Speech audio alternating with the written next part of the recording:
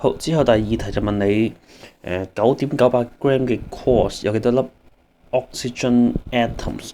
咁首先咧 quartz 咧叫做 SiO2 silicon dioxide。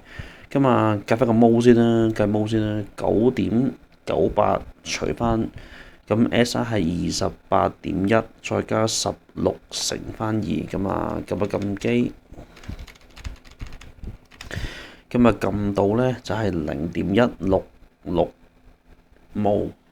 OK，咁佢問你幾多粒 O atom 啊嘛，咁所以你嘅答案咧就會係首先0.166乘翻2先，因為 SiO2 嘛有2粒 oxygen atom，再乘翻個阿伏加州 constant，咁啊撳機，答案就撳到咧係1.999乘以10嘅23次方嘅。